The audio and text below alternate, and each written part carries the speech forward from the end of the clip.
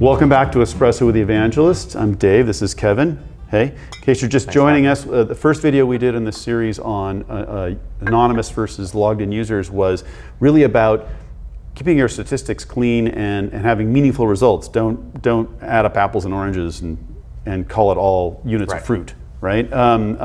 So in this one, we really want to focus on the consistency of experience. So if I'm giving some people a blue experience and some people a red experience, how do I maintain consistency across that sort of anonymous and logged in barrier? Yeah, I think the distinction to draw when you talk about consistency with blue and red colors, if that's as a good example, there are two main buckets that people think about when they're actually talking about that consistency, and they mean two totally separate things. One is they care about that consistency of what is the user experiencing over the course of their lifetime as a logged in user, maybe regardless of what anonymous states that they might be seeing, right? So they might be seeing blue and red on different devices, anonymous users.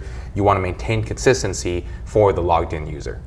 Now the other bucket is I care about regardless of if they're a logged in user or not and what they saw last time. I just want to make sure that if I randomly put them into a specific experience, say blue or red on any given time, that persists regardless of whether or not they're logged across in. Their session. That entire session, right. Exactly. Right. So if they saw blue last time when they were logged in, it doesn't matter. If they saw red now, the first time they're coming to this device, we're going to keep them seeing red even if they log in. Yeah, so there's the relationship one, which is once I log myself in, I get what I expected because that's what I had last time.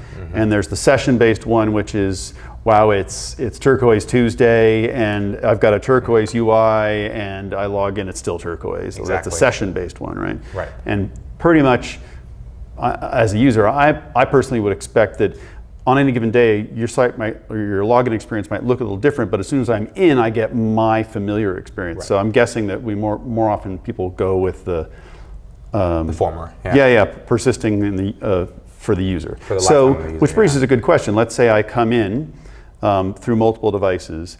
The first time I come in and actually log in or create an account or whatever, let's say it was blue that day. Right. I was in a blue bucket and I log in. Now if I want to always see blue, even though I come from multiple devices, what's the practice there? How do we do that? Yeah, so what we see there with our customers is that we recommend that at that time of sign up, at that point in time, you'll have the knowledge of what was the device ID. Right. And as they go through that sign up process and actually create something like a user account within your platform, you should grab whatever that device ID or that anonymous ID was and just associate it to that user ID so that going forward, even if you're calling for get treatment and that user is logged in, you're always just going to grab that original device or anonymous ID and pass that for the treatment. So that split is driven, it was an anonymous split. If you followed the first video, you have splits for anonymous and splits for logged in. So that split that's controlling this, what we're calling red or blue, right, is an anonymous one. But if you want people, once they're logged in, to get what they got when they logged in the first time, you basically take that device ID they were with when they first signed up, and you sort of pin it. You sort of like, even though they're coming in for a different device, you say, hey, it's Dave again.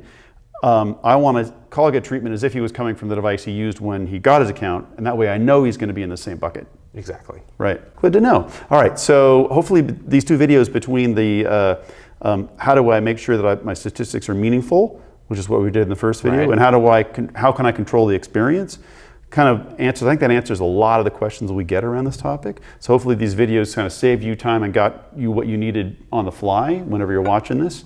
And I'm glad we had a chance to have a little espresso and get through it. Thanks for having me, Dave. Sure. Cheers. Have a great day, everybody.